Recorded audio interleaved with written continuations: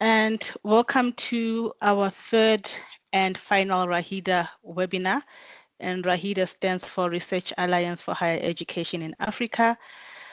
This webinar is hosted by the SARChI-Chair in Higher Education and Human Development in collaboration with our partner universities. We've got University of Malawi, the University of Zambia, Creso University in Zambia as well, and then we've got the Midland State University in Zimbabwe. And for those who have been following the chair's work, we have hosted 2 RAHEdA webinars so far. The first one, we had Prof Siseko Khumalo from the University of Johannesburg, and the second one, we had Professor Ferdinand Chipindi from University of Zambia. Our chair today is Dr. Fenella Somerville, and she will introduce the speaker shortly. But before I hand over, just a note that our first webinar in 2026 will be on the 18th of March. So if you could please put that on your calendars, and we'll look forward to seeing you then. But for now, it's over to you, Fenella. Thanks, Faith, and a very warm welcome to everybody. It's great to see you here. Thank you for joining us. And a particularly warm welcome to Prof Manthalu, who was here with us about 10 days ago, and we enjoyed having his company here. Now he's back home. And we're going to hear from him today. He's going to be speaking on the topic of on the prospects of Malawian higher education to catalyze national development. I'll read his brief biography before handing over to him. But if just by way of a few housekeeping points before we start, if everybody can just make sure their microphone is off. And then you can have your camera on or off as you like. It's often easier for bandwidth if it's off. And then Prof Manthalu says he'll speak for about 40 minutes or so, after which we will open the floor to questions and discussion. But at any point during the presentation, feel free to put questions or comments into the chat, and then we'll pick it up after the presentation. So Prof Manthalu, as Faith has said, he's located in the Department of Higher Education and Professional Development in the School of Education at the University of Malawi. He's an associate professor there, and his research interests include higher education in Africa, education for democratic and global citizenship, global justice and education, educational decolonization, and African philosophy and education. He's published widely, and his publications are available in the flyer that we sent out with the invitation. He also, when it comes to publishing, is the Deputy Editor-in-Chief of the peer-reviewed Malawi Journal of Education, of Education and Development, and he is a reviewer for several international journals. So that's our speaker today, and without further ado, I'm going to hand directly over to you, Prof Manthalu. Thank you, Fenella. Good afternoon from Zomba, Malawi. It's sunny today. We had the past 3 or 4 days we had the heavy rains. The commencement of the rainfall season has come a bit earlier this year. So this afternoon I'm going to make this presentation titled the prospects of Malawian higher education to catalyze national development. So the argument which I'm going to advance in this presentation, it starts from the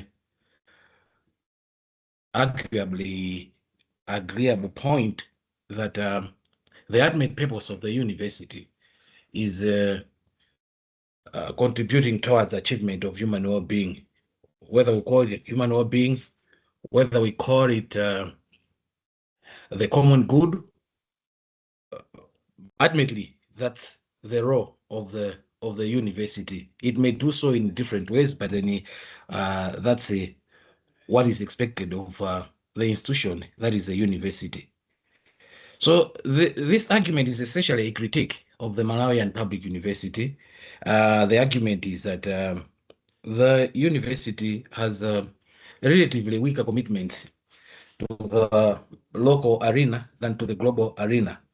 When we're talking of globalization here, we are all mindful of the reality of how interconnected the modern world is, such that human existence today is not restricted to a particular geographical location.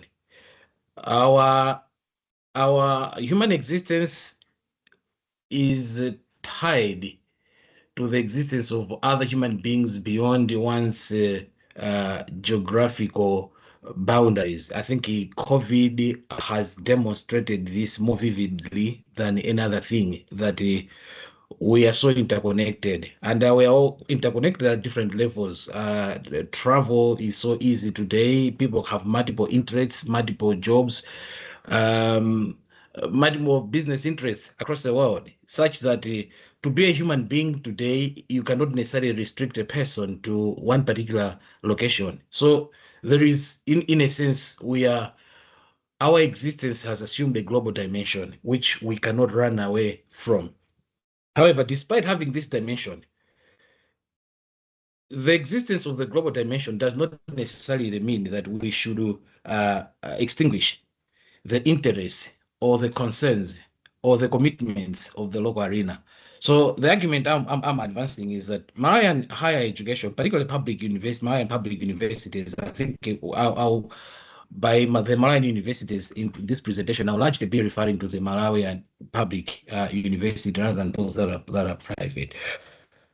So the position is that there is a skewed kind of commitment between the local arena and the global domain, that the university is more committed to the individual understood as a global being. And in this presentation, I trace the source of the problem of this skewed commitment to the fact that since we concede that the ultimate goal of the university is achieving human well-being, it means at the back of the mind of the university, if we are to put it like that, the university has a particular ideal individual when it's framing its programs, developing its programs, conducting its research, and all the activities that a university undertakes. It must have an ideal individual at the back, in the background, who they are targeting by these programs and all research endeavors. So there is an ideal individual and an ideal society, whom the society is aspiring to serve in its quest to contribute towards human well-being. So I argue that the problem is that this ideal individual and the ideal society that the Malawian University is attempting to serve, to achieve human well-being, is significantly detached from the local context.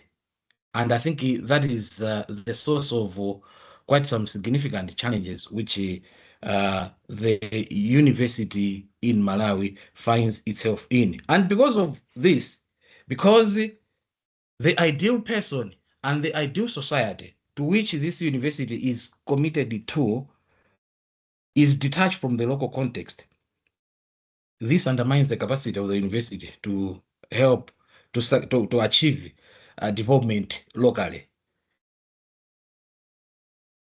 So the outline of the presentation now talk briefly about the mandate of the university, and then I'll talk about cosmopolitanism, because it's at the center of this problem, where the university is tending to overemphasize on the global individual at the expense of the local individual. And I must emphasize here that it's not necessarily a choice of either or, neither am I advancing a position that the university should shift its focus from the global individual and focus on the local individual only, on the local interests only. But what I'm saying is both interests matter, both domains matter. The global domain matters, the local domain matters, and that these are distinctive. Because they're distinctive, their value is incomparable. And because their value is incomparable, the university must commit to both domains in an appropriate manner. So after talking about the cosmopolitanism, we'll look at how these strands, these types of cosmopolitanism, the one that is dominant, is affecting, influencing the Malawi University. And in the end, I'll talk about the future. How should the University of Malawi approach the future, given the current situation or context it finds itself in? And on this one, I am particularly paying attention to the agency of the Malawi University, because in most cases, when we raise these things, there are obviously other global players and other global factors that influence what is obtaining on the ground presently. And in some cases, it's like it's a hopeless case that there is nothing which the university that is facing these challenges can do.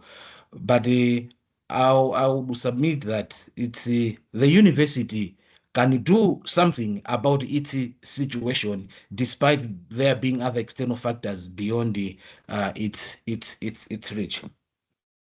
So obviously, the mission of the university has evolved from how the university started to where the university finds itself in.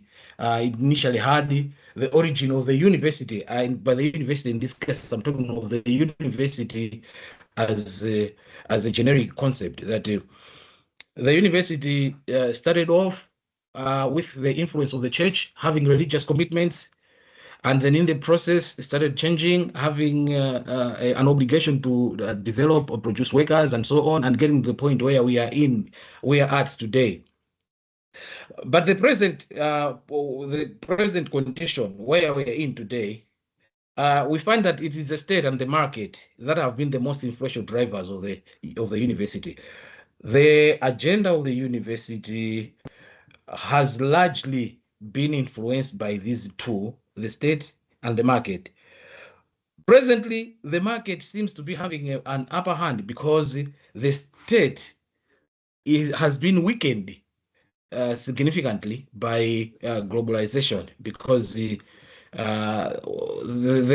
mandate, the authority which the state had because of the limitations of geographical limitations or national boundaries are being transcended by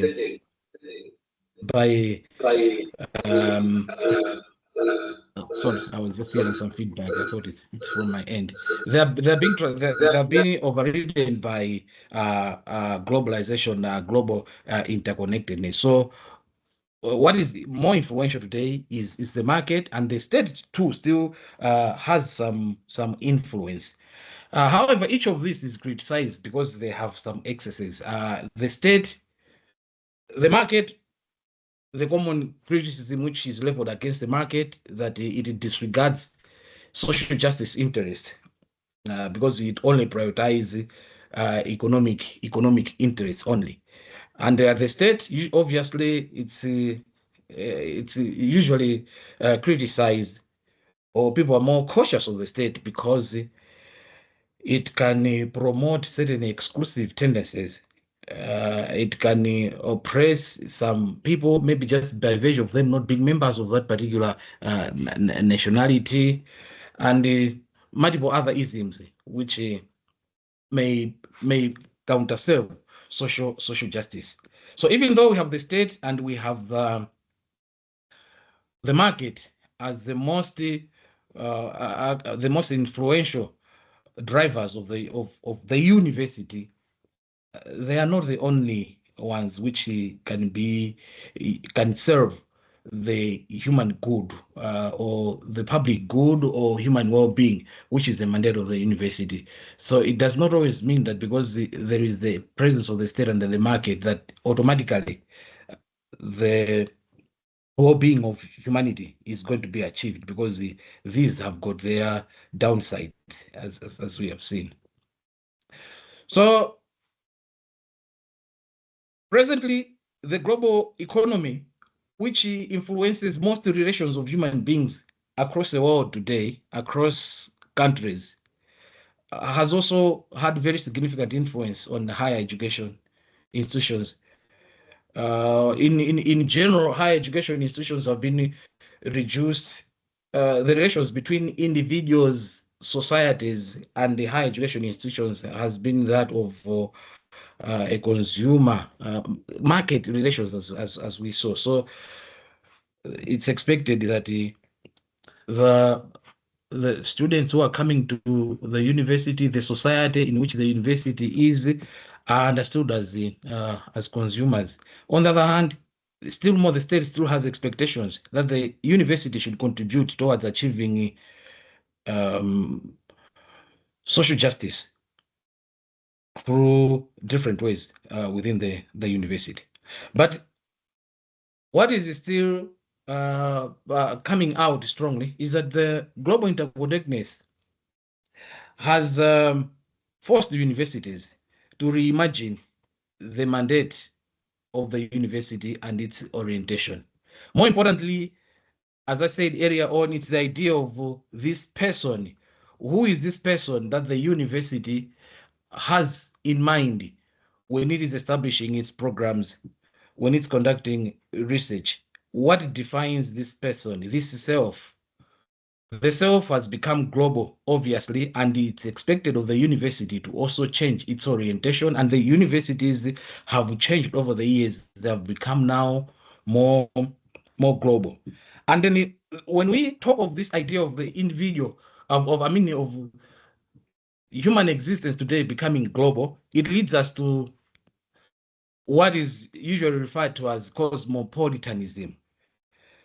The self has become global. The self has become cosmopolitan. The interests of the individual, what matters to them, even matters of justice, they're not only restricted to where the individual is, they go beyond their locality, which necessitates that the university too must take into consideration interests that are beyond the local boundaries, geographical or regional. So the university is supposed to be cosmopolitan. But what is cosmopolitanism about? We hear it, I think, in so many disciplines, in art, in entertainment, in philosophy, in education.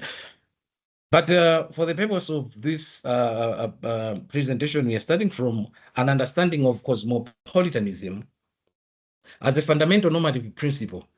This normative principle holds that the individual is the ultimate unit of moral concern. That this is the only objective thing, the only universal thing that we should consider when we are treating or relating with human beings. That only the individual should be considered as a unit that should count in moral considerations. So it is a principle that pursues moral impartiality, so that when we are treating people, whether they're from different regions, they're from different races, they're from different social, cultural, or economic backgrounds, everything else should not matter in their relations. But what should matter, what should have moral input, what should have moral significance, should just be the individual. And now, what is very interesting about cosmopolitanism is that it has got strands. Because what does it mean when you say that the individual is a unit of moral concern? That's the only objective thing. What about the other things which are associated with the individual? For example, the society they are in, the community they are in. So at a very primitive level, cosmopolitanism holds that the other things which are associated with a person, they don't have moral worth in themselves, and they shouldn't have a primary moral consideration. So cosmopolitanism has got variations, has got different strands. But what I'm submitting is that there is one strand of cosmopolitanism, which is the dominant one, the one that informs education, higher education, and most global relations today, which I find to be influencing even education in developing countries like Malawi too. This version of cosmopolitanism, which David Miller refers to as a strong cosmopolitanism, it is an idea that if cosmopolitanism is about human equality, about what should count in human beings for moral consideration purposes, then the equality should be based on what is common in all human beings. So it starts from an objective perspective, that what is common for all human beings beyond all other differences or subjectivities, whether their culture, their religion, their any other interests which you can think of.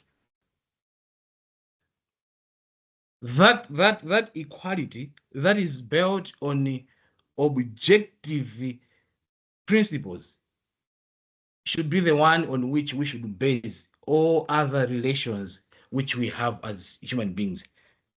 We should not consider what differentiates people.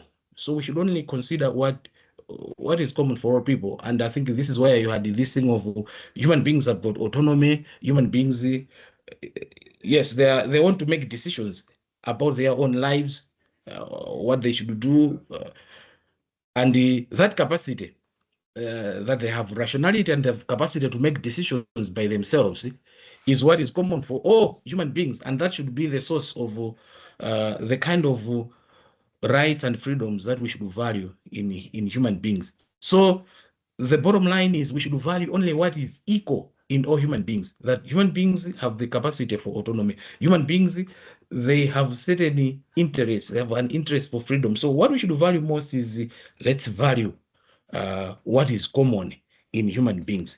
And it values so much the idea of a self, an individual who is detached, where these subjective sources, as you are existing as a human being, there are these subjective sources around you. You are a person of a certain taste, you are a person of a certain gender, a person of a certain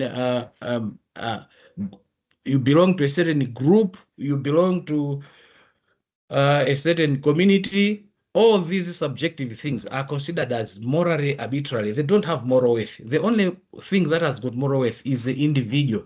Let's recognize the individual only.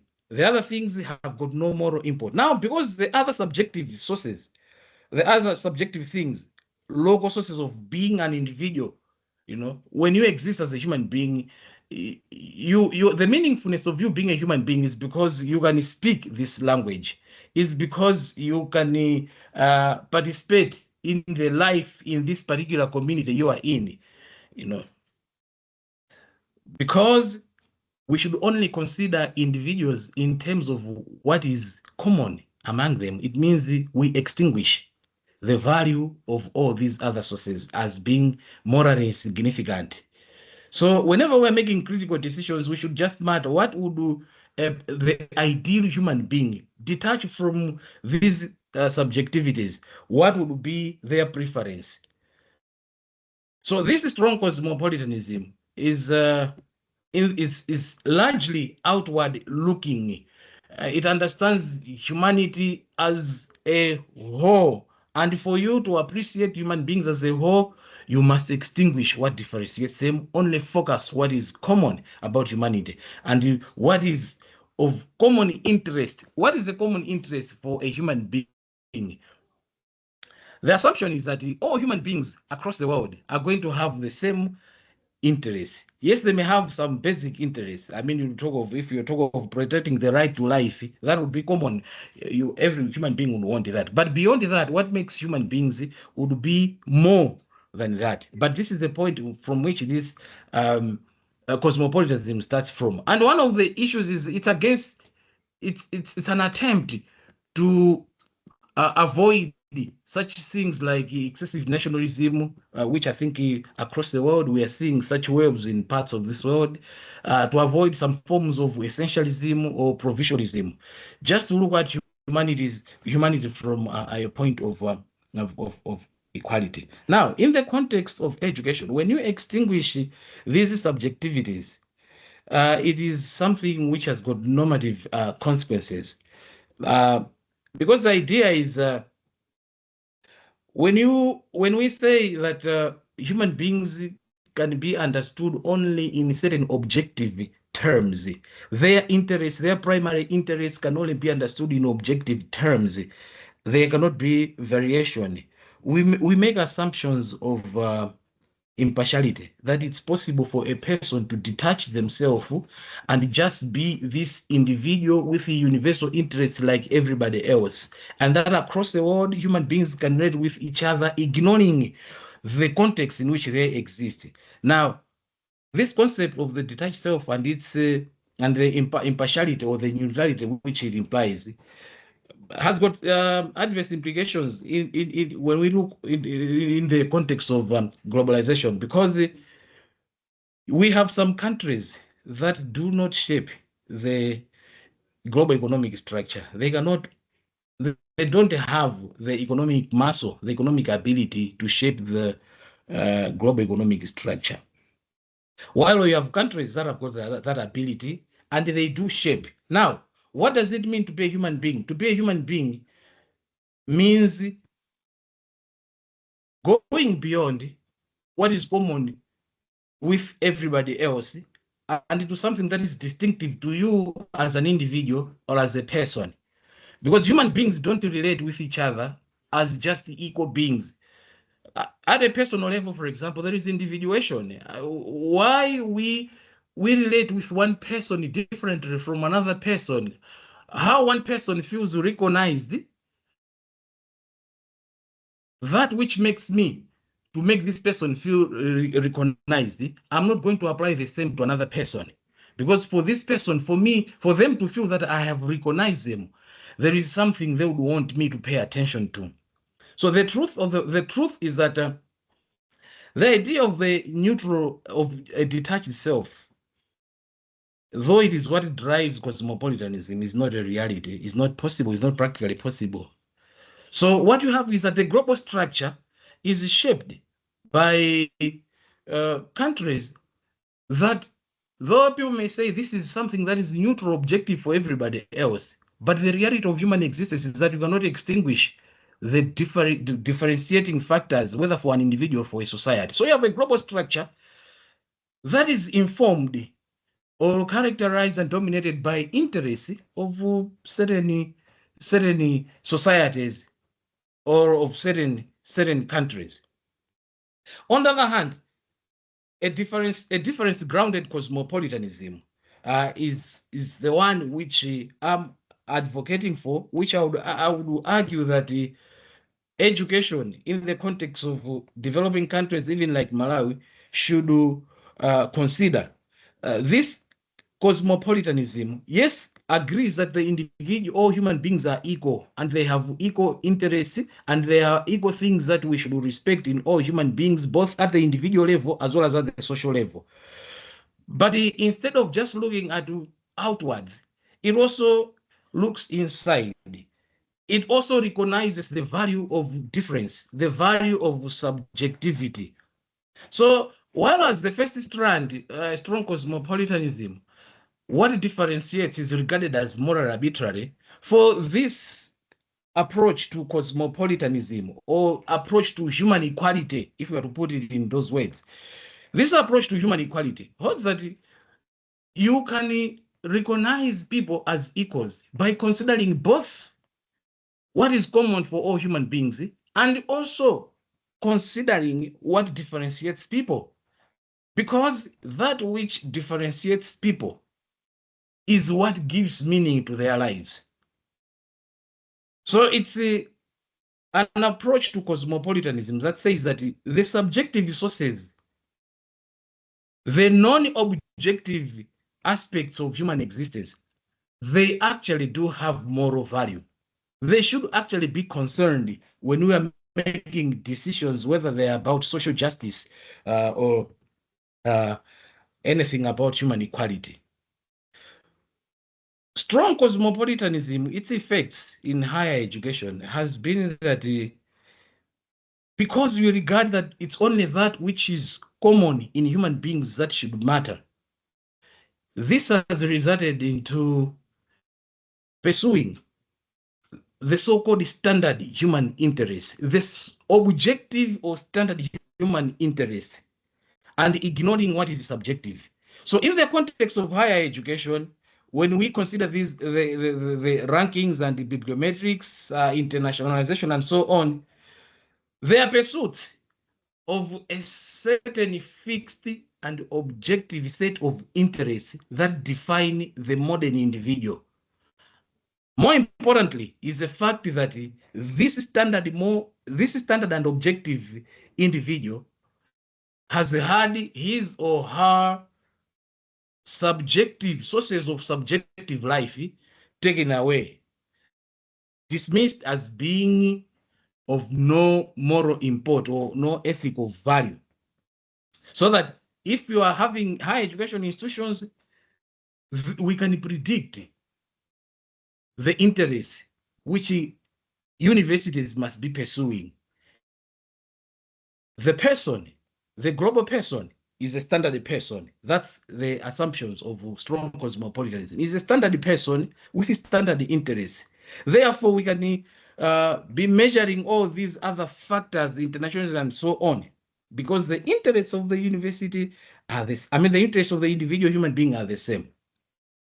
And strong cosmopolitanism has also led to marketization of higher education, where, as we have seen, the ultimate interest of economic interest of maximization of rather the maximization of economic interest as a character, as a trait of the individual, that this is a standard character of every human being. And so we have this notion where education is being commodified, that the universities should offer programs that are going to bring value for money. People should be learning something that is going to transfer into high economic value on the job market. If you have programs, subjects that do not have that capacity, then they are not important. We should prioritize that which is going to make people, when they graduate, to get the jobs that are high paying, highly rewarding. What is the basis of this? It's the idea that human beings, the economic interest is a standard interest for all human beings, and the university must position itself to make sure that that's a good that is committed to serving. Now, the position is not that this is bad, but when there is overcommitment of one of the multiple interests which a human being might have, one of the things which may characterize a human being is only rather the economic interest. Pursuit of an economic interest is one of the things which a human being may be looking for, one of their interests, one out of many. But when you make it objective and standard and say that this is the range of the interests that matter in human beings across the whole world, regardless of their social, cultural, economic environment, let's pursue them. When you are only fixated on this set of interests, you are going to forgo certain localized interests of human beings as being insignificant. And then you end up with a university that is detached from the interests of the people. So what is essentially happening is you're talking of privatization and globalization of the public good. It's being privatized because of the market dimension, and it's just global. You can't look inward.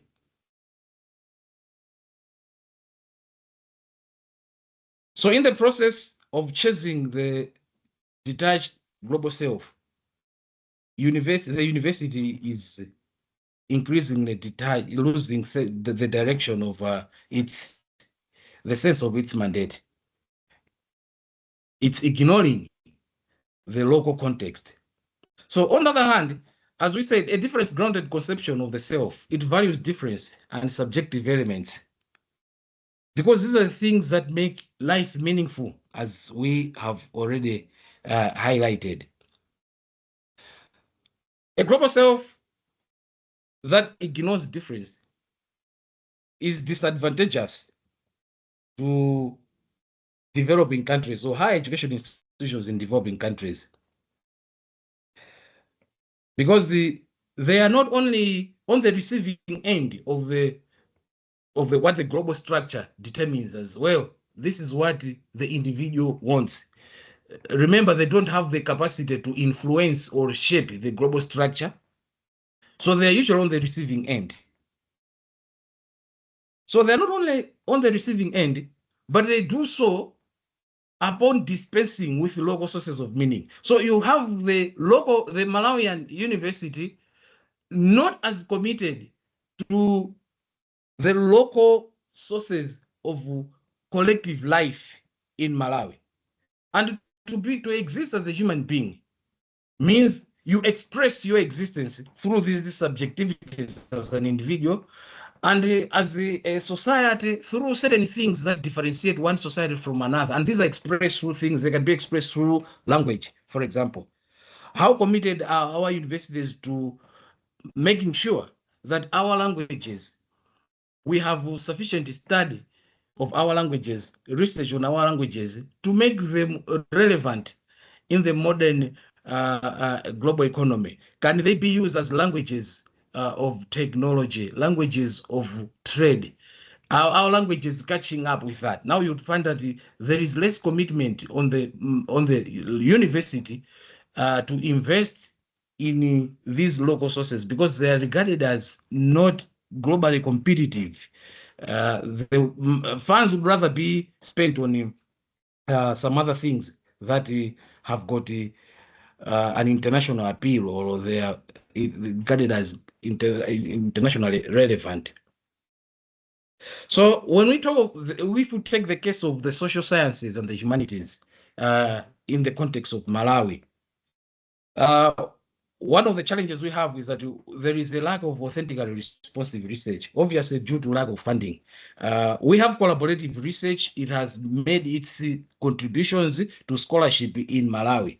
However, one of the weaknesses of the collaborative research that happens much in Malawi is that it's a research that is conceptualized from outside. So the interest, you have to meet your interest in between an external institution and then the local institution. It's different from a kind of research or collaboration where locally we have conceptualized the problem, and then the partners also have their interests, and then together you find out what can how best you can understand the context of Malawi. So as I was saying, enhancement of local languages, for example, that's one of the challenges we've had in Malawi, that the local languages, there is no significant research to understand, to improve, to make sense of local languages, to enable them to actively be integrated in ICT. Pedagogy, do we have teaching and learning methods in our generated by research in our universities that are responsive to the Malawian context, a context of high enrollment, overcrowded classrooms? We talk of domestication of democratic governance systems. I think this is one of the challenges that beleaguers most African countries. It leads to people sometimes saying that democracy doesn't work in Africa. But I think the point is really not that democracy is not fit for Africa. In most cases, it's the fact that the democracy is not domesticated. The research and the teaching of democracy, of governance, which is happening in our universities, is based on assumptions that don't obtain in our respective countries. So if you consider things like literacy levels, if you consider the number of people who live whether below or above the poverty line and so on, and their ability to actively and meaningfully participate in democracy, you'll find that our scholarship on these areas is not responsive to our context. It's just essentially largely application of the theories of democracy as developed in a particular context. Yet the assumptions of those theories do not hold in our case. We have, following what I've just said, programs which are not actively tying our context to what we are learning. This brings us to the issue of employability skills. This is one of the things that you usually hear when we are developing programs, when you engage the public, the industry, that there is a lack of employability skills, that the graduates who are being produced are not employable and so on, which is a legitimate concern. And indeed, universities must ensure that their graduates are employable, they possess the skills that match with the times we are in. However, what constitutes employability skills in the context of Malawi? Because in most cases, when we are developing this program, in most cases, it's mirroring a program that exists in some more established university with a different socioeconomic context altogether. So when you talk of employability skills, for example, if we consider Malawi, in 2024, the GDP of Malawi was 11 billion versus that of England of 3.7 trillion. What this means is that the economies are radically different. What kind of employable skills does the Malawi economy, the industry in Malawi, which is very different from that of the British context, what kind of skills does this industry or its Malawian context require?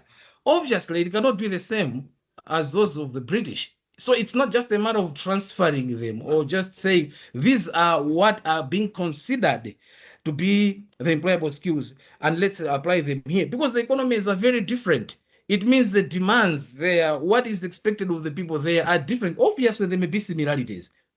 So as long as when we are having a university that ignores the local and it's so fixed on the international level of human existence, it's very difficult to realize human development, because the same knowledge is going to be applied, but because we have not found out what is going to work in our context, what are the concrete needs of our context, it's not going to be effective.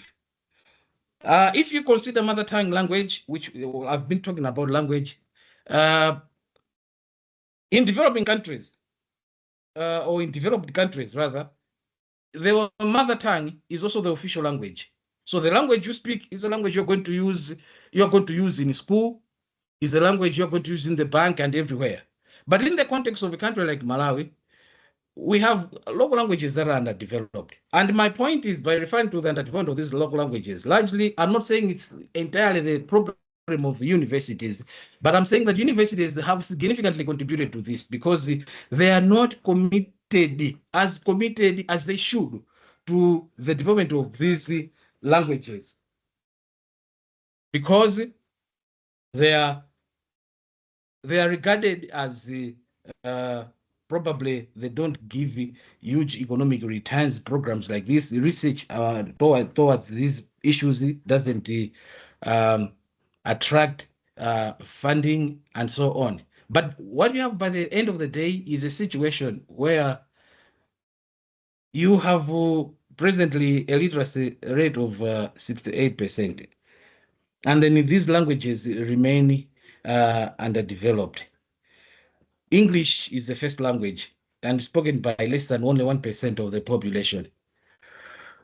If the university is going to be ignoring the local interest because of pursuit of the global self, the global individual as the target of the university, it is not going to achieve any is not going to contribute towards the enhancement of human well-being. the common good is not going to be served, because such a context is going to lead to the exclusion of the majority of the people. Why should we be developing language? Because when we develop the language, we are going to open so many opportunities for our people who are not, I mean, you can have people who dropped out, but at least they are literate in some subject. We develop these languages, they are used, they have a presence on the internet, for example. It means people can be able to access, whether I was just talking of the rains I've just started in this country. People should be able to make decisions, follow agricultural advice, technical, not very technical advice, but something which is very informative towards their well-being as farmers, rural farmers. But if you look at the internet, you won't find the presence of vernacular languages, Malawian vernacular languages. And I know it's not only Malawi. Most of the content on the internet, which should provide opportunity to people, our languages are not represented. And the transactions, whether it's by parliament and everything in our country, done in a different language. We're talking of AI now. AI largely depends on the development of languages. Now, if you have languages which have not been properly studied, have not been properly researched, have not been properly upgraded, the opportunity that artificial intelligence offers cannot be benefited by people in a context like Malawi. Because for the AI, the algorithm of AI to work, the language too, the actual language must also have been developed. But then our languages are not developed. They are not primary objects of research and the university attention. So such challenges can only cement inequality rather than bring transformation, which the university is mandated to bring.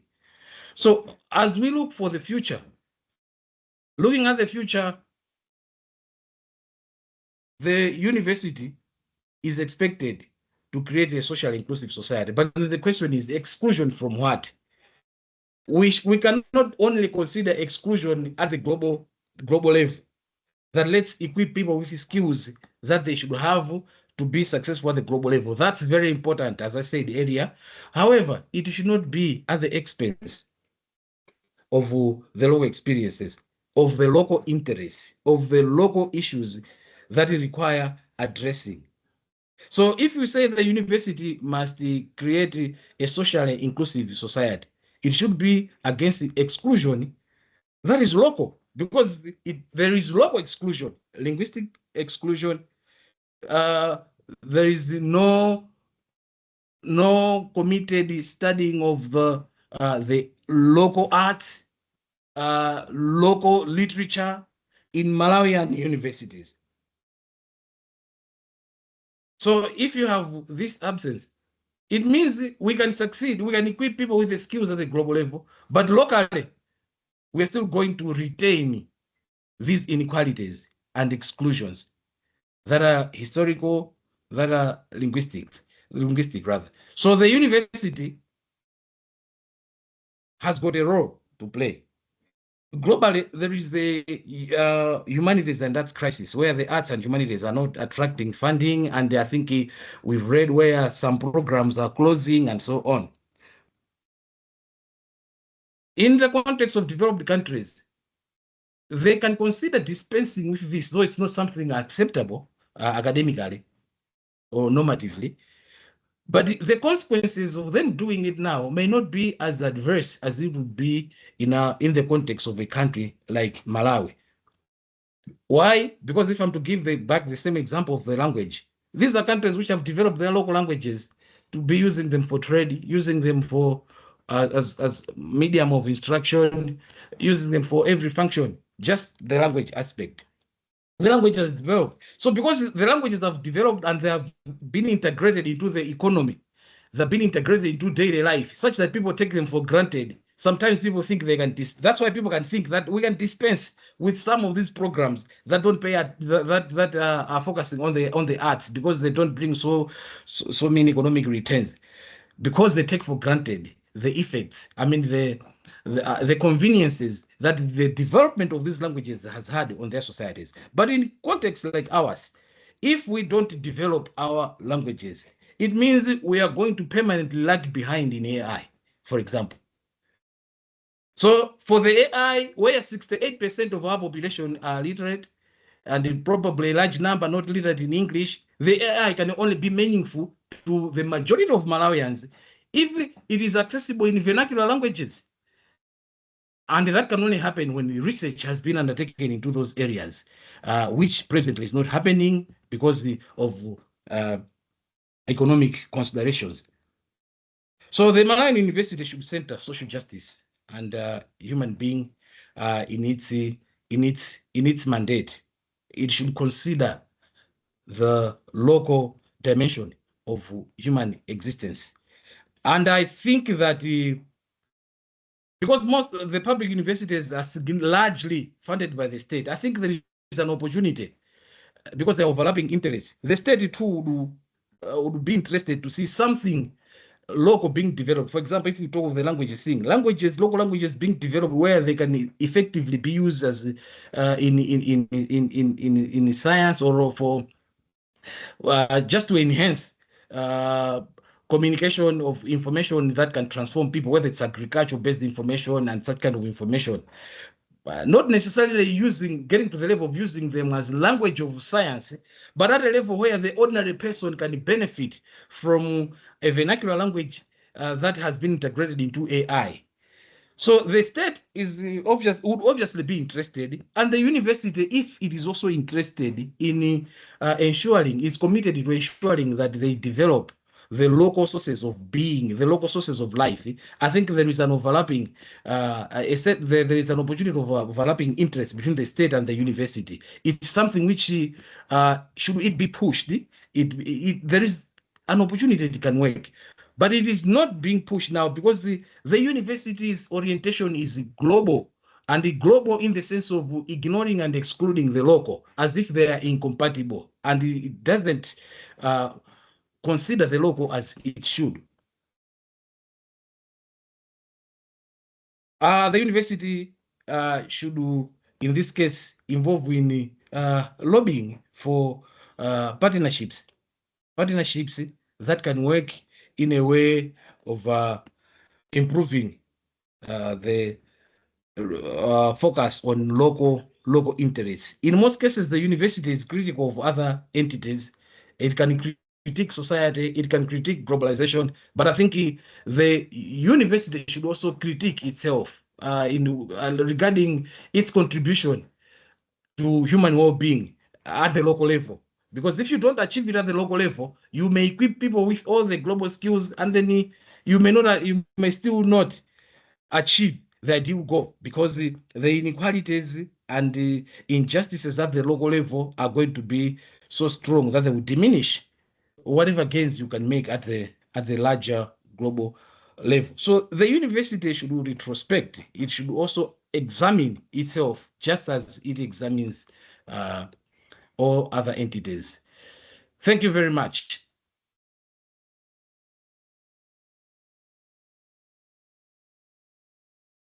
Thank you very much, Prof Manthalu, for an interesting presentation and very strongly argued case.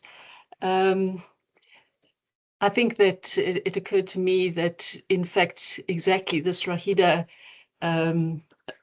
alliance is exactly one that's grounded on the difference-grounded cosmopolitanism, and the belief that each of us brings something different to the mutual benefit and interest.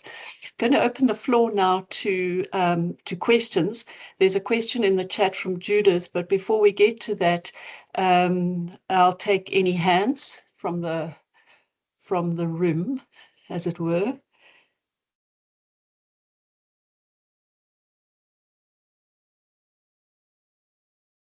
Okay, you've got time to think. Oh, Ntimi, hi, welcome. Would you like to pose your question? Yes, thank you so much, Fenella. I enjoyed the Prof. Thank you so much for your talk. Very interesting, but loaded. To be honest, I I struggled to follow at some point to follow the argument, because you touched a number of issues. I somehow struggled to connect, although that's our job also to try to connect ideas. But then I was wondering, with this concept of cosmopolitan, and how do you link to the role of university and what universities should be doing, or especially in contexts such as Malawi, which characterize most of the sub-Saharan African countries. Of course, there are some differences, but this I think we are operating in a very similar kind of context in many ways. So I was wondering if you could expand a bit more about what are the conditions of possibilities in contexts such as Malawi for universities to be able to, to play that role you're talking about. And do you think is it possible? Is it practical? Because there are a number of caveats that we were able to point out.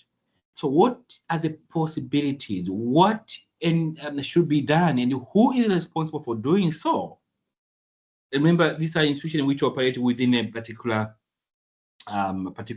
political structure and systemic issues that also govern how they behave and how they act.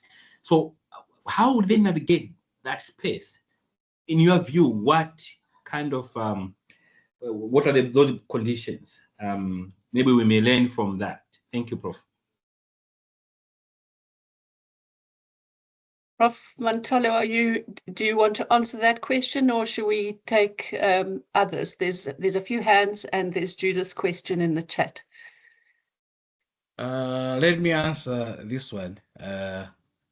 What are the conditions and possibilities for universities to bring change, or maybe what are the conditions or possibilities for universities to embrace a difference-centered kind of cosmopolitanism? I think it's not an easy thing that we must concede. It's not an easy thing, but what is making it more challenging now is because the university has been entangled in this approach to the individual today as being just largely a global, that necessarily requires that they don't regard so much the local sources of life. Just focus on what is objective for human beings, a global citizen, as is usually called. Now, because the university is in a framework, a global framework, where the person whom you are pursuing or the society you are serving is one which is understood as equal across the world. Along the way, the university has lost its commitment to the local arena. And this loss is something which, upon retrospect, I think the university should be able to say there are certain things which we can do. Obviously, I agree with you that it's a systemic, and it's not easy to override the effect of some other external factors. But at the same time, as I show towards the end, there are certain decisions which the university can make, enhancing the development of some of these languages. For example, conducting research into them, wherever possible. The universities can voluntarily, or I think it's within them to intentionally decide that we are going to focus on developing or conducting research on some of our languages, and look for partnerships or collaborations that are also going to support those endeavors. But the key issue is that there's been that lack of intention from the university because of the dominance of the global context we are in now. But that's something which can contribute towards the change. Yes, that's what I can say. Who should lead it? That's why I think at some point I was talking of there is an opportunity in public universities in Malawi in being largely funded by the state, though in terms of sustainability and the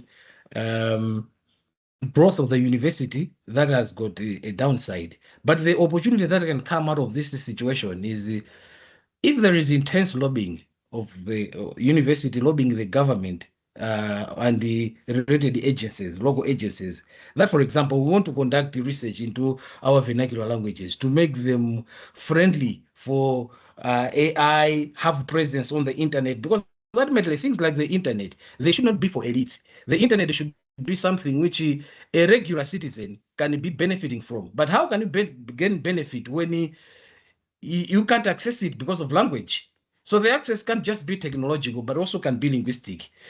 But for the internet to get to that level, the languages need to be developed. So the lobbying, the universities can initiate them and conduct such lobbies. At least it will be a step in that direction. Thank you. Thanks, Prof. Okay, there's 3 questions, but I'm going to pose Judith's question, which was in the chat first. Judith says, I really appreciate your argument, Prof Manthalu, about the importance of a symbiotic relationship between the university and its local context, particularly in leveraging local knowledge and resources. I'm curious, though, about how we might practically distinguish different forms of cosmopolitanism and ensure that both the global and local dimensions are given equal emphasis. Will you respond to that? All right, thank you. Thank you. I think, as I stated from the beginning, the way human existence is today, you cannot decide that you don't have a global dimension to your existence. I mean, that's impossible. That's a fact of modern life. But the concern is when what is worth knowing, when what matters for society and worth researching into is only that which excludes the local. That's where we start having a challenge.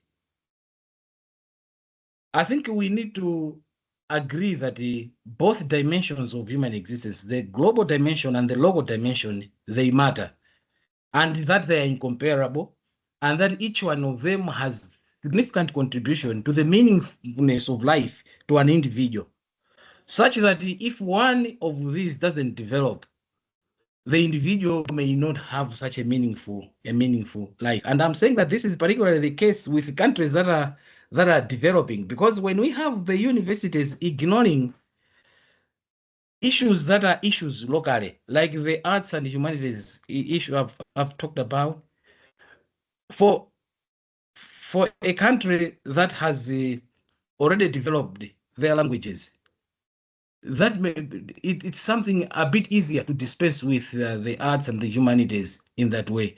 But for a country where the majority of your population are already excluded, then it's going to be very difficult for you. So we should start from a point of recognition of the fact that it's not an either or, but it's both. The university has got a very strong global mandate, but it also has a very strong local mandate, and that none should be sacrificed for the other. Thank you. Thanks, Prof. Melanie, David, Chris, I see the hands, and Chris, your 2 comments. Melanie, would you like to ask your question, after which I think we'll take David's question, and then Prof can reply to both those. Okay. Hello? Thanks very much, Fenella. And Prof Manthalu, thank you for a really, really interesting and very fresh presentation in terms of both in terms of... Sorry, I don't know if you can hear me, but Yes, we can hear you, Prof. Can you hear Melanie? Yeah. Now I can hear, but I think initially... Okay. Can you hear me now?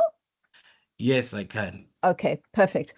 Okay, so first of all, thank you for a very fresh take, both on the issue of, on the issue of cosmopolitanism and also then how it might relate to how we think about the public good. I really found it quite fascinating and very stimulating. So thank you for that. I think I'm going to make a couple of comments and try and pose a question. So the first comment is your version of strong cosmopolitanism put me in mind of John Rawls's notion of the veil of ignorance in terms of fairness. So it seems to me that sort of strong version of cosmopolitanism that you are describing is very, very Western and very Northern driven. So, there's probably a case for decolonizing the universalizing tendency of this kind of cosmopolitanism, which I think you've done very effectively in your presentation. But in terms of my question, if you think back to Siseko's keynote at our meeting a week ago, where he was critiquing the ontological grounds of the university in terms of subjects of knowledge, of bodies of knowledge. And I think what you're doing is actually stripping it even further back and thinking about the ontological grounding of the university in terms of how it understands what it means to be human and how we become more excellent as persons. So in your view, here comes the question, in your view, what would be what ontology of what it means to be human ought to be driving a university which is both for the region and globally? And if I may ask a second question related to that, is in your difference-based approach to cosmopolitanism, is there a space for human and non-human? Sorry, I can't hear on my end the second question. Okay, so in terms of your difference-based... sorry, can you hear me? Yeah, I can didn't hear hear the second question. Okay. The first one I got it correctly, but the other one... Prof, can you hear me now? I can hear you now, yes. Okay, so the second question is, or the questions are related, in terms of your difference-based approach to cosmopolitanism, is there space to include non-human beings as well as human beings in terms of how we think of who we are in the world and what matters? So if you can have a go at answering those, I'd be very interested in your responses. Thank you. Thanks, Fenella. Okay. Prof, are you happy to take David's question, or would you like to respond to those two? Oh my God. Prof, can you hear us? I think he's struggling to hear us. Thank you. I hope you can hear me. I think towards the end of the last question, I got the essence of the question, but I think towards the end, the voice was breaking. I hope you can hear me clearly. We can. Thank you. Thank you. Thank you. All right. I think the first one from Prof Melanie is what ontology should drive this university,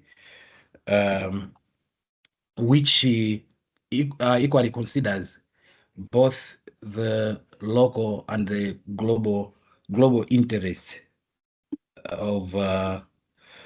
as interests of justice. I think the most important thing is to establish and accept that the present perspective of cosmopolitanism is excluding local interests, and the process of coming up with an alternative ontology, I think it is predictably going to be characterized by contestations, I think, which is still a good thing, because while we are calling for inclusion of marginalized objects of knowledge, marginalized interests at the local level, we should still be alert of the possibility of falling into an essentialism where we can embrace a certain way, a certain local way of looking at human existence as being the way that should complement the global dimension. So I would say that this is something that should result from whether it's scholarly debates, the public domain. People should be asking each other questions to ensure that there is no exclusion. In the quest of achieving inclusion, we should not end up making exclusion. So I may not necessarily say it should be this, but we know that there are benefits which we can get from certain perspectives, like the Ubuntu 1. And I wouldn't say that Ubuntu is 1. Ubuntu 2 has got multiple strands, and it can have different implications on the same position, like what should we center. But because it centers the participatory contribution, where the interests of everyone concerned should matter. I think an Ubuntu dimension, not necessarily Ubuntu as an ism, but Ubuntu as a dimension to this discourse would bring that kind of balance which we need, that we have a university that considers the global as well as the local.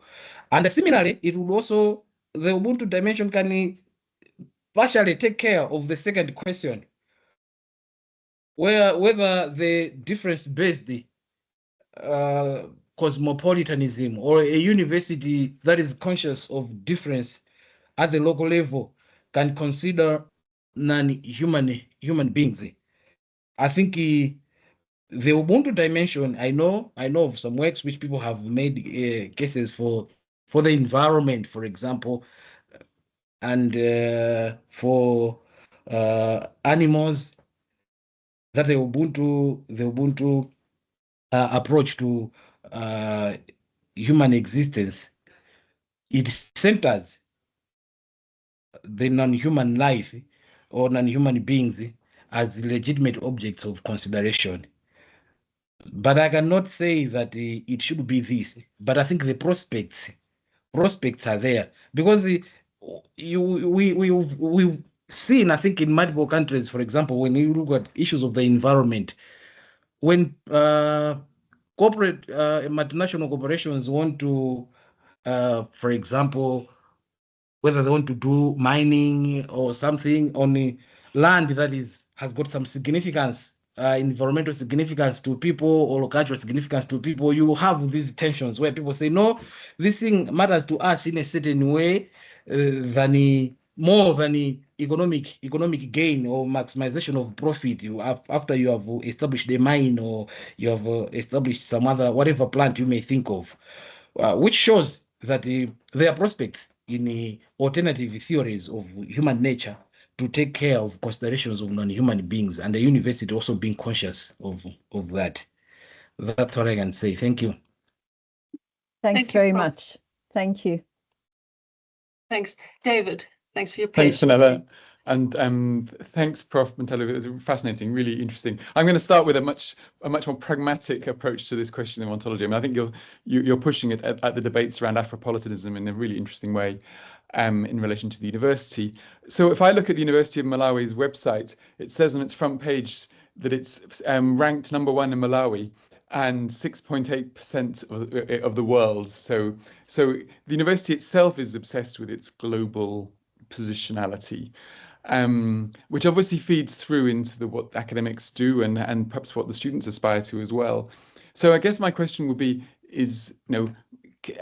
can a university talk to itself about its vision? And would one way it could talk to itself would be to say, well, look, actually, we're going to value our academics publishing in local journals and support local journals rather than expecting academics to publish in international. I mean, there isn't much of a legacy of that. I mean, the university, or rather, there is a Journal of Humanities in Malawi that's been going for many years. I imagine you're not rewarded very much if you publish in that rather than an international journal. Do you want to talk about that as Afropolitanism through publishing, through writing, and where you write and where you publish? All right. Thank you. So can the university talk to itself? I think that's a challenge for for the university. It specializes itself in refining other institutions, but it hardly takes time to look at itself and examine itself. Usually the university doesn't, but I think it's a question of it should. I think we can't achieve social justice if we ignore this dimension, and the university must be the champion of this. Ordinarily, at a minimum, you do want a scenario where the university may not meet every condition to achieve this balance, but at a minimum, it should be pushing for this position at a minimum. But then if it's not even pushing, then it means it's a choice either of resigning to the status quo or realizing the normative value of this position and saying that the university now will take a proactive position and start making some changes within. Not always is as well, but I think as long as the discourse starts, maybe in the long run, that's going to happen. So it just should, if it is to achieve the enhancement of human well-being. The issue of publishing and so, yeah, I think that's what happens when we publish in our local journals, in our university journals, but practically people are not going to give it high value if you publish locally. Yes, the university recognizes it for promotion, but if you are to have your publications, the majority of which are from local journals, again, well, people can still frown, if I'm to put it like that. So it's something that's there. But then on the other hand, you still also have to participate in the global discourse. So it means, and not only participate in the global discourse, you need to train people who are global citizens. So you also have to participate in the scholarship domains in the other international journals and so on. But we need to enhance ours, and maybe that's part of where the process of making that change can start. That the university can affirm actively encourage the development of these journals, and maybe even through partnerships like this, so that they shouldn't just be scholars from that journal dominated by Malawian scholars, but maybe regional scholars. At least it's even more competitive, and it adds more value and more credibility. Yes, thank you. Thanks a lot. Thank you. Thanks. And it also raises questions of where it starts and who takes responsibility for it within the institution. Prof, we've got 2 questions in the chat. Chris, I think, I'm not sure if this is the question you had your hand raised for. I think possibly it is. Nyoni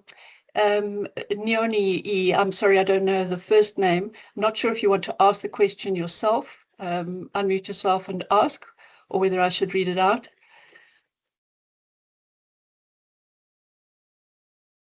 Okay, so Ian Yoni says, it's a very interesting presentation, Prof. I just wanted to find out if you have a higher education regulatory authority in Malawi, and if you have, what is its role in auditing the mandate of local universities to respond to local needs, or the higher education regulatory authority is part of the problem?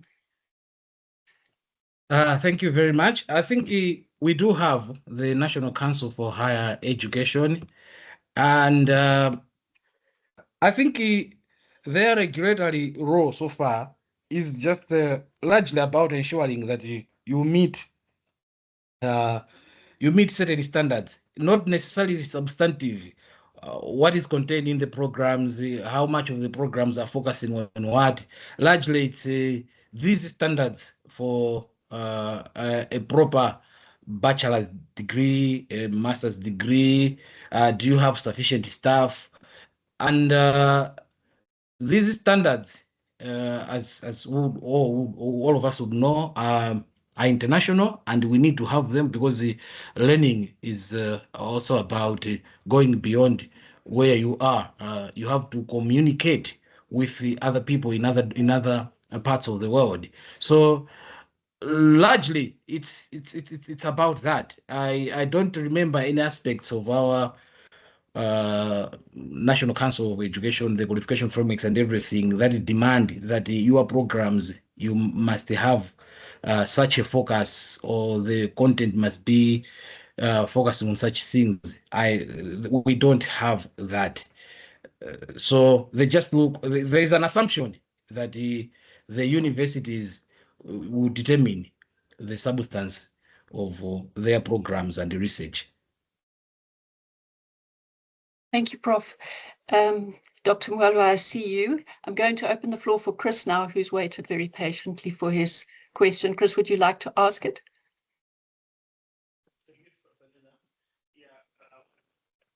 My question, after just following Prof's presentation, it just came in various formats, but I think maybe just to ask this one, because he keeps on saying the university should do X, Y, Z.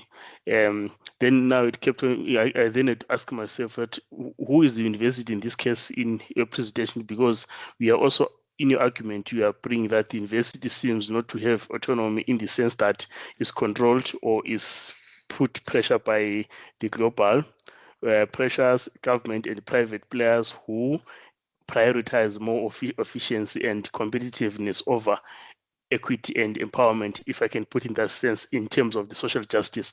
So if the main gist of the questions, I'll say, in this sense now, who is this university that you're referring to? Because seemingly they don't have any power of some kind to push the agenda of social justice and equality because of the pressure that they're surviving in. What can be done differently so that this university that you're mentioning, or this person who is a university, or this structure which is a university, then can have a reasonable mandate to advance this human development agenda that you preambled in your presentation? Thank you.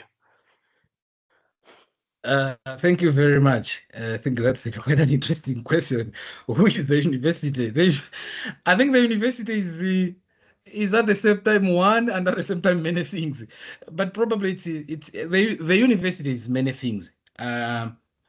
We cannot just talk of management, like as in the vice chancellor and the deputy vice chancellor, because if you ask the vice chancellor and the chancellor, they'll say, when they meet the deans and the faculty members, they say, you are the university, because you are the people who conduct the research. You are the people who develop the programs.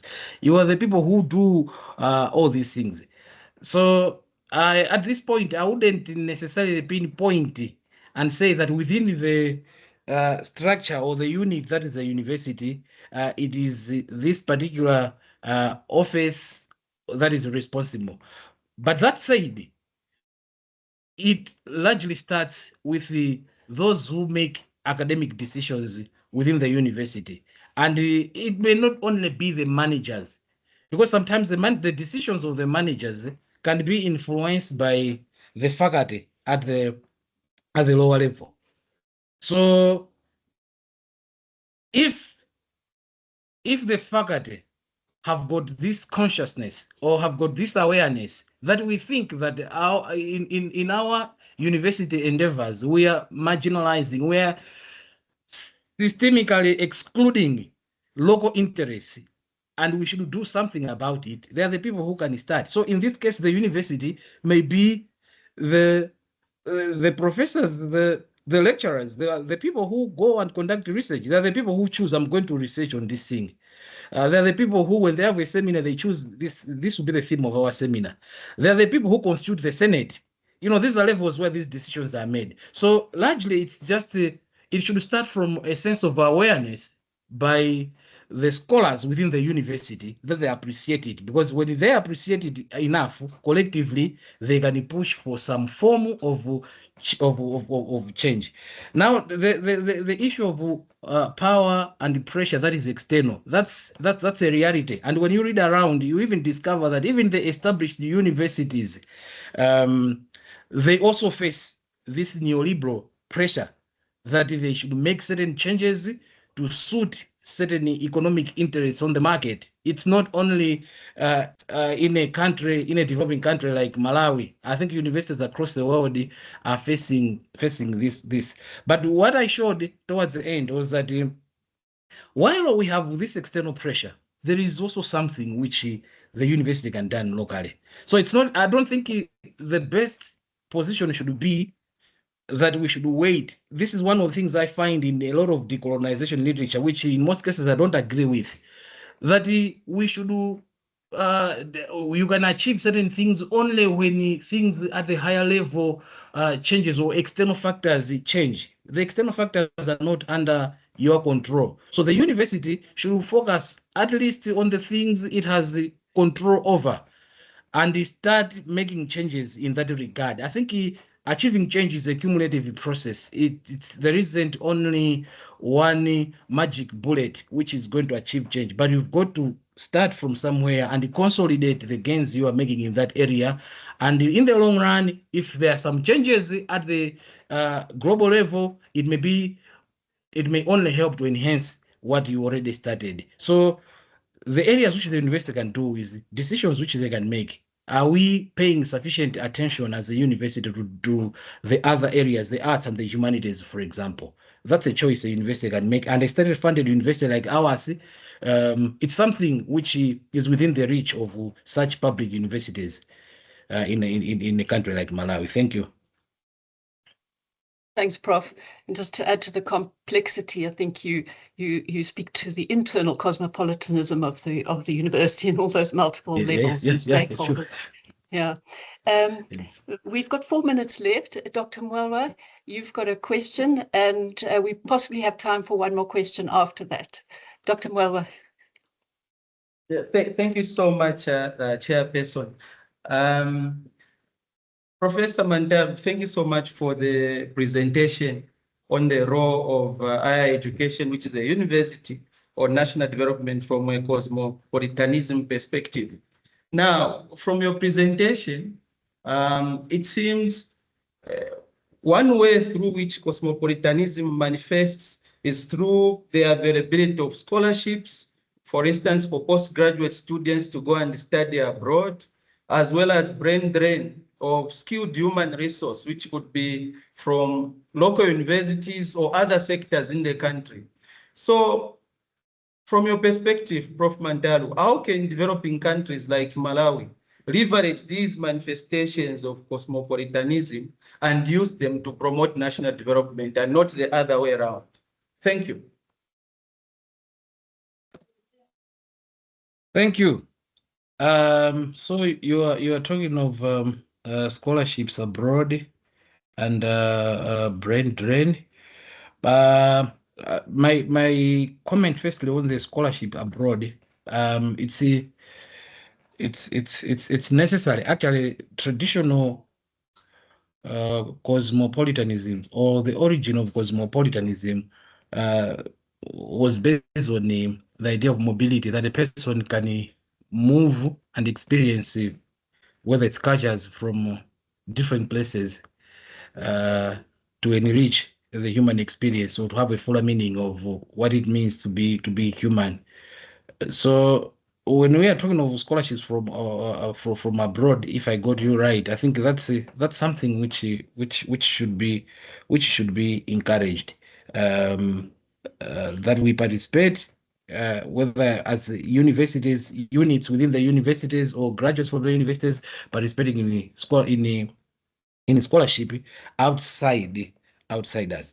But the real issue for me is that while we are doing, I would say, doing quite well on the global dimension of human existence, the local dimension of human existence is the one which is not given sufficient attention. Brain drain too, you raise that issue. How can we leverage this as a university, as a Malawian university or a university in a developing country, to work to our advantage? I think it's a bit similar to the conversations we had last time when we were in Bloemfontein on partnerships. That partnerships are not bad in themselves, and actually a university like Malawi has benefited so much in these partnerships. Actually, in some fields like in medicine, in science, the hard sciences, I think there has been immense benefit from these partnerships. So it's not that they are bad in themselves, and the experience shows that they have produced much good. However, while as we are promoting these partnerships, we must always make sure that the interest, the things that matter, that affect the human well-being of people in our local context are also given due consideration. So in these partnerships, possibly it's the issue of how even or how equitable such partnerships, the way they're established, the way you forge your agenda. I think that's what can bring benefit from this to the local context. Brain drain, when people go away, how much do they contribute here? But the challenge in most cases too is, yes, we have diaspora scholars, but in most cases, when a person moves from here, they go somewhere, their research focus changes too. In most cases, they have to fit within the research culture of their institution, the research focus of their institution. But it's something which can be used for forging these partnerships and so on. Maybe that's how I can attempt that, Dr. Moya. Thanks, Prof. Dadera, I see your hand, but actually I'm afraid to say we've run out of time, and we need to draw the webinar to a close. Just a big thank you again to, sorry, maybe I can suggest that you pose your question directly to Prof, maybe in an email. And I'm sorry about that. Prof Manthalu, just to thank you very much again for a very thought-provoking and interesting presentation, and great questions from everybody, great responses from you. And I think in sum, I'll just say, I think what you've indicated to us is that you've affirmed the existence of the RAHEdA network, and I think that you, and the value that it could bring. And I think you've indicated that it actually does take all of us to join the conversation in what David says is the university talking to itself. So we all need to be involved in that conversation. Thanks for being here, everybody. Just a reminder, as Faith mentioned at the beginning, that the next RAHEdA webinar is on the 18th of March, 2026, if you can diarize it or make a note, and that it will be hosted by Midlands State University in Zimbabwe. So thank you very much. That's the end of our seminar. Nice to have you all here. Thank you so much. Thank you. Thank you, Prof. Thank you. Thanks, Prof. Thank you very much. Thanks, Fenella and Faith, and thank you everybody for joining. Thanks very much. It was really, really good. Looking forward to the next one. Bye, everybody. Bye.